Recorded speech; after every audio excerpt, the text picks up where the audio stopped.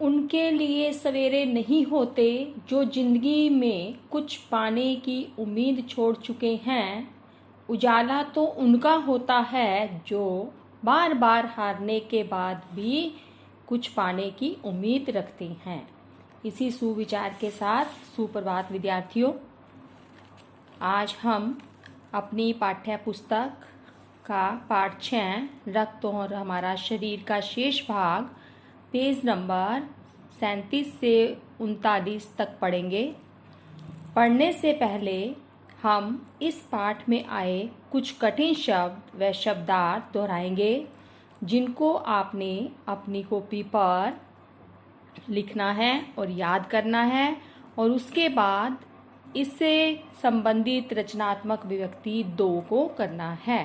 तो आइए हम पाठ को शुरू करते हैं। पेज नंबर खोलेंगे 37। तो पहले हम कठिन शब्द रिवाइज करें। कुछ फर्स्ट कठिन शब्द है संतुलित, सेकंड ग्रहण, उत्पन्न, शौचालय, महत्वपूर्ण, कोशिश, रक्तवाहिका, आपात स्थिति, निराधार, जरूरतमंद, नियमित, भंडार। शब्दार्थ फर्स्ट शब्द है कोशिश।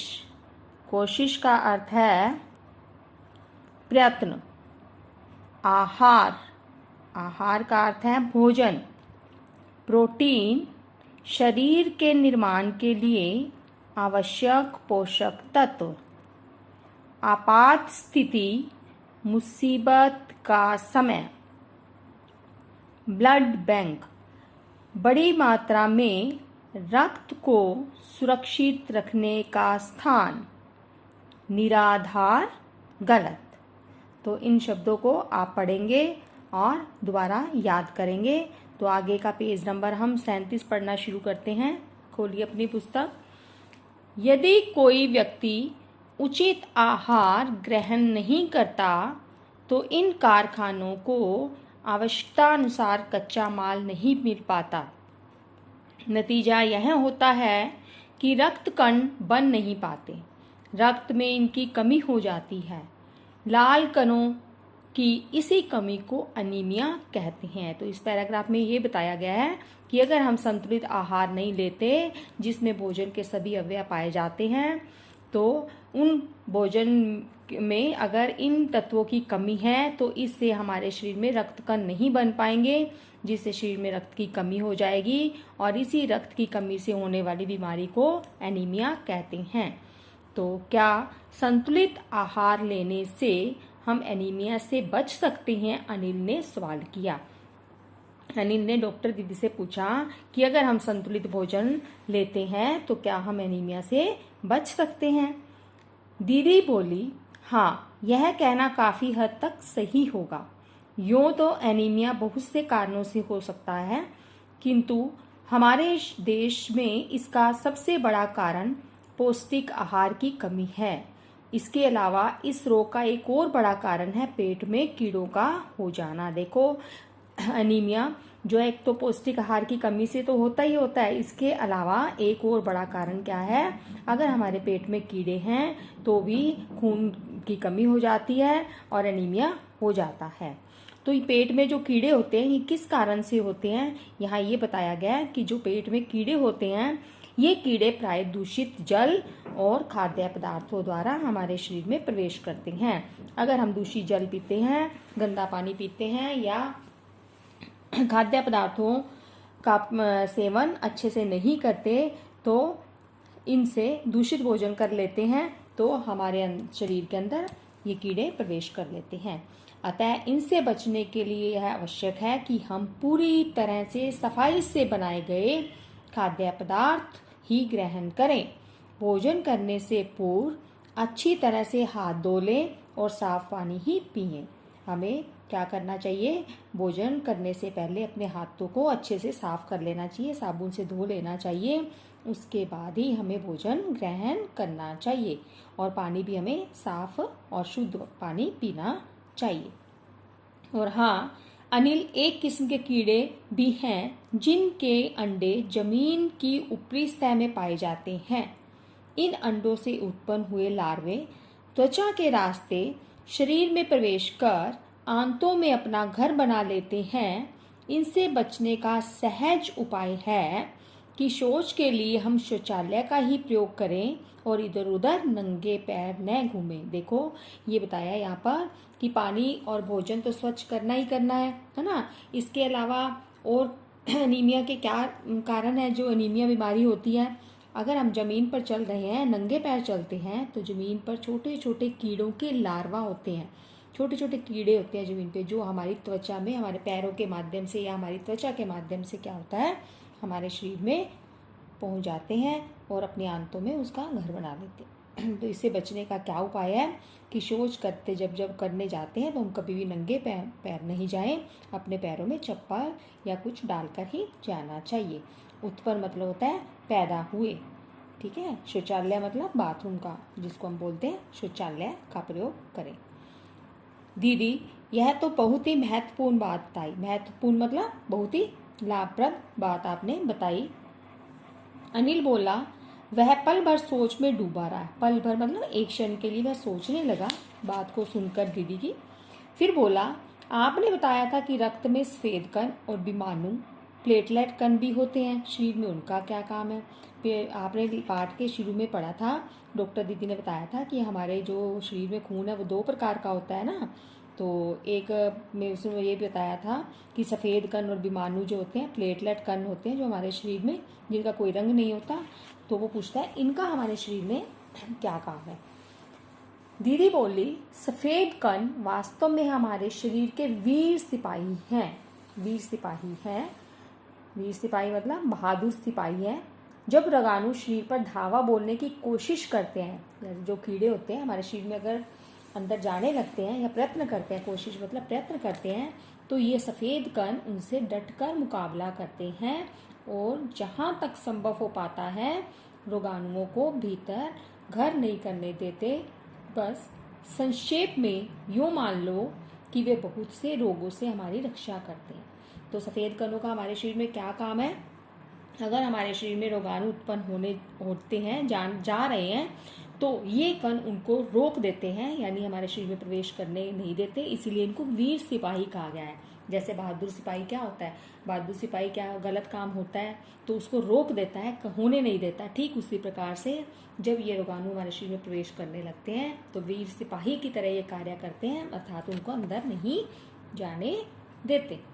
संक्षेप में मत, संक्षेप का मतलब है अगर हम शॉर्ट रूप में बोले मतलब, तो इसका मतलब क्या है, ये हमारे शरीर में होने वाले रोगों से हमें बचाते हैं। और बिंबाणुओं का क्या काम है, और बिंबाणुओं का काम है चोट लगने पर रक्त जमाव क्रिया में सहायता करना। रक्त के तरल भाग प्लाज्मा में एक विशेष किस्म की प्रोटीन होती है जो रक्त वाहिका की कटी कटी दीवार में मकड़ी के जाले के समान एक जाला बुन देती है। विमाणु इस जाले से चिपक जाते हैं और इस तरह दीवार में आई दरार भर जाती है, जिससे रक्त बाहर निकलना बंद हो जाता है। तो विमाणु का क्या काम है, अगर हमारे चोट लग गई है तो ये विमाणु हमारे शरीर में से जो रक्त निकल रहा है उसमें जमाव क्रिया यानी इसको जमा देने का कार्य करते हैं, ठीक है। और रक्त के तरल भाग, जो रक्त के अंदर हमारा लिक्विड पार्ट है, प्लाज्मा जिसको बोलते हैं, उसमें एक तरह का प्रोटीन होता है जो कि हमारे शरीर में जहाँ पर चोट लगी है, घाव बना है, उसके अंदर उसको भरने का काम करता है। अनिल बोला, दीदी लेकिन घाव गहरा हो तब तो खून बहता ही चला जाता है। अनिल ने दीदी से क्या पूछा, अगर घाव गहरा है, जख्म गहरा है, मतलब वो डीपली हो चुका है, तो उससे तो खून रुकता नहीं है, बहता ही चला जाता है। हाँ, ऐसे समय में उस व्यक्ति को जल्दी से डॉक्टर के पास ले जाना चाहिए। ज़रूरत समझने पर ऐसी स्थिति से निपटने के लिए कुछ टांके भी लगाने पड़ सकते हैं। देखो, अगर चोट ज़्यादा लग गई है तो हमें, अगर खून नहीं रुक रहा है तो हमें क्या करना है, तुरंत डॉक्टर के पास जाना है। और अगर वहाँ पर घाव बहुत ज़्यादा हो गया है तो उसको टांके, स्टिचेज बोलते हैं जिसको आप इंग्लिश में ना, तो वो लगा दिए जाते हैं जिससे खून रुक जाता है। किंतु डॉक्टर के पास पहुँचने से पहले के समय में चोट के स्थान पर कसकर एक साफ कपड़ा बांध देना चाहिए। जब तक हम डॉक्टर के पास जाते हैं, खून ज़्यादा बह रहा है तो हमें वेट करनी पड़े, अभी टाइम लगेगा जाने के लिए ना, तो इससे पहले क्या करना चाहिए, एक साफ कपड़ा लेकर जहाँ जख्म है उससे ऊपर कुछ कसकर बांध देना चाहिए कपड़े को, ताकि उसका दबाव पड़ेगा तो खून एक बार कुछ कम हो जाएगा। ठीक है, दबाव पड़ने से रक्त का बहना कम हो जाता है। यानी अगर हम कपड़ा कसकर बांधते हैं तो वो दबाव पड़ेगा तो खून थोड़ा कम हो जाएगा, जो उस व्यक्ति के लिए काफ़ी लाभप्रद सिद्ध हो सकता है। लाभप्रद मतलब लाभदायक कैसे होता है, क्योंकि खून कम बहेगा तो शरीर में खून की कमी नहीं होगी। अगर वो बहता ही जाएगा इतनी देर में तो खून कम होने का डर रहता है। अगर बहुत अधिक रक्त बह जाए तो उसे रक्त चढ़ाने की जरूरत भी पड़ सकती है। दीदी ने समझाते हुए कहा, देखो अगर खून घाव से बह गया अधिक तो इससे खून शरीर में कम हो जाएगा। तो कई बार ऐसी स्थिति आ जाती है कि हमारे शरीर में खून कम होने के कारण खून चढ़ाना पड़ता है, दूसरा खून और किसी का लेकर हमें चढ़ाना पड़ेगा क्योंकि खून कम हो चुका है।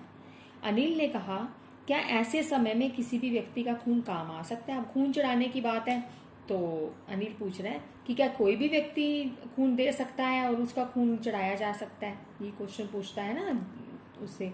तो दीदी क्या कहती है, दीदी बोली, अनिल, हर किसी का रक्त एक सा नहीं होता। देखो हमारे शरीर में जो रक्त है वो कई ग्रुप में होता है, कई समूहों में होता है, जैसे A, B, AB, O, इस तरह से कई समूह होते हैं रक्त के।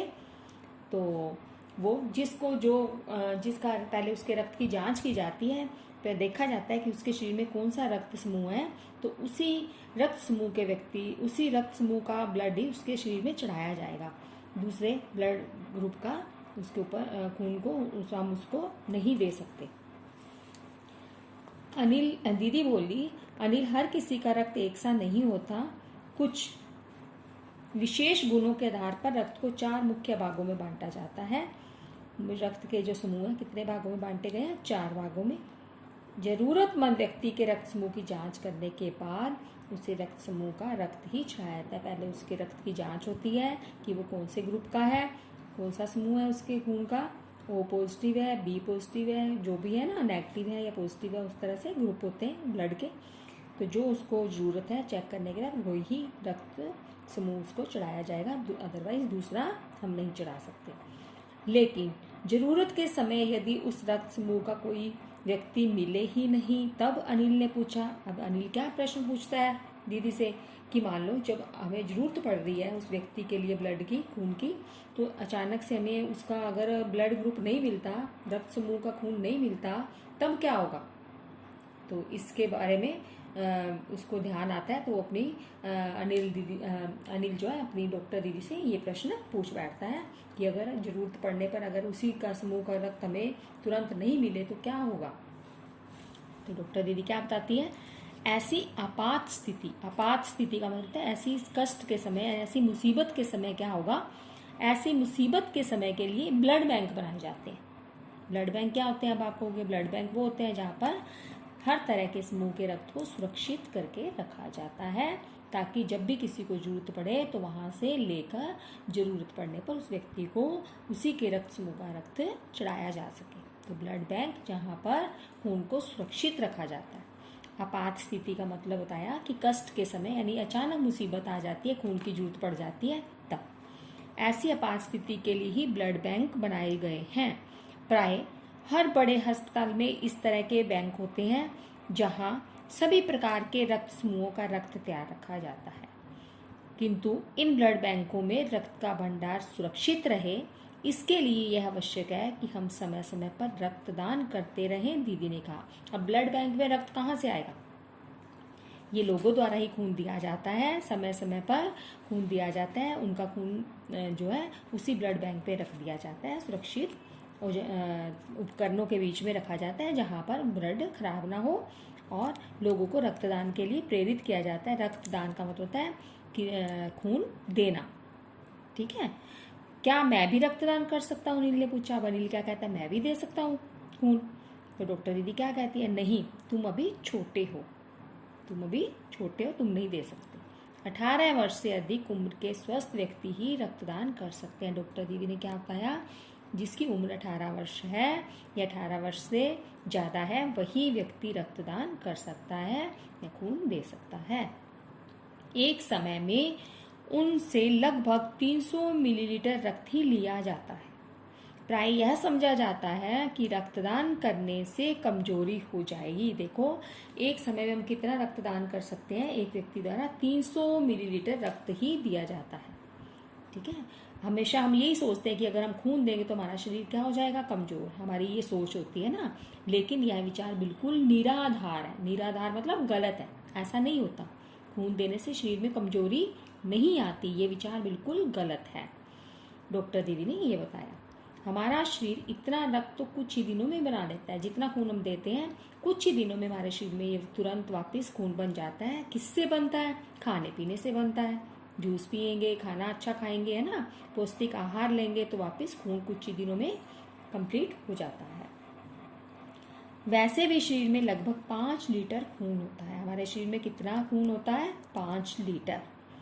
इसमें से यदि कुछ रक्त किसी जरूरतमंद व्यक्ति के लिए जीवन दान बन जाए तो इससे बड़ी बात क्या होगी। डॉक्टर दीदी ने कहा, अगर किसी व्यक्ति को खून चाहिए, बीमार है, तो अगर हम खून दें तो उसका जीवन अगर बच जाता है, मतलब उसके प्राण मिल जाते हैं उसको, मतलब वो ठीक हो जाता है, तो इससे बड़ा जीवन दान हमारे लिए क्या होगा।